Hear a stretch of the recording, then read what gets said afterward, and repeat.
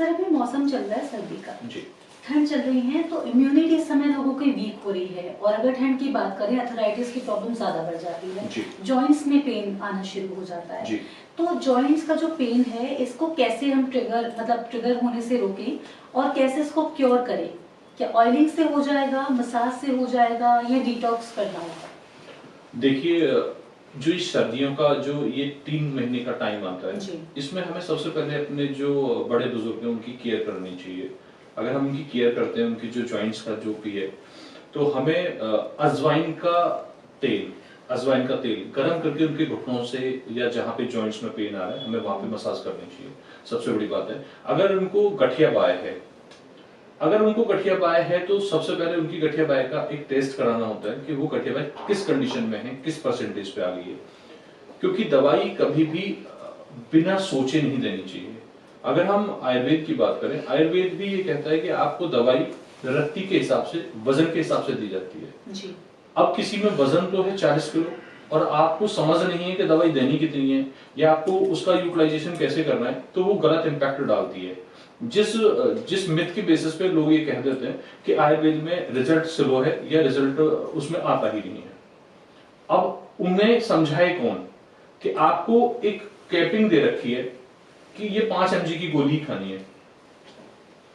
अब आप उसे अपने घर में बना रहे हो और घर में बनाने में या तो आप उसमें 1 mg का बेस समझ के बनाने की कोशिश कर रहे हो क्योंकि आयुर्वेद है, आपके घर की खेती है वो तो, और या फिर आप उसमें 50 mg का बेस बना रहे हो, तो कहीं ना कहीं आपको हार्मनेस देगी।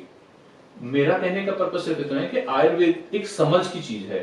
आयुर्वेद को अगर हम समझ लेते हैं तो हमें किसी भी और चीज की, क्योंकि आयुर्वेद 5वां उपवेद है और अगर हम वेदों की गणना में उसको कनेक्ट करने की कोशिश कर रहे हैं तो वो जो उपवेद है उसको समझने की जरूरत है। अगर हम आज की डेट में जॉइंट्स के पेन में हम सरसों का ऑयल मलने की कोशिश करें तो कोई पर्पज नहीं है। हमें ये समझना है कि जो जॉइंट्स स्वलन है उसको सूजन को उतारने के लिए आयुर्वेद कौन सा इंग्रेडिएंट बेस बनाती है। अरंडी का तेल आना चाहिए, महानारायण तेल होना चाहिए। कौन से तेल का एक बेस बने जिस बेस से हमें रिलीफ आएगा, तो सबसे पहले हमें वो समझने की जरूरत है। उसको खाने के लिए हमें अजवाइन का पाउडर खाना चाहिए, हमें किस फॉर्मुलेशन पे जाना चाहिए। लोग क्या करते हैं, आज की डेट में सबको एक चीज का पता होता है कि ऐसे लगाओगे धुआं सा उठेगा और उसके बाद में आपका दर्द खत्म हो जाएगा। इस तरीके के भ्रमित चीजों पे ना जाएं। जो बेस है, जो वर्किंग है, सबसे पहले अपने वजन को कंट्रोल करें, क्योंकि जब ओवरवेट हो जाता है तो जॉइंट्स के ऊपर, हर जॉइंट्स के ऊपर वेट आना शुरू हो जाता है। सबसे पहले वेट कंट्रोल करें। अगर अर्थराइटिस से समस्या है तो नजदीकी फिजियोथेरेपी सेंटर जाएं, अगर वहां पे सक्सेस चीजें आती हैं, और या आसपास में, क्योंकि हम लोग पंचकर्मा करते हैं जी। हमारी जो मेडिसिन है क्लासिकल बेस्ड मेडिसिन होती है, हम उस रत्ती के बेसिस पे वर्कआउट करते हैं। महायोगराज गोगल आता है जो इस जॉइंट्स पेन के लिए सबसे कारगर चीज होती है। हमारा पूरा बेस वही होता है।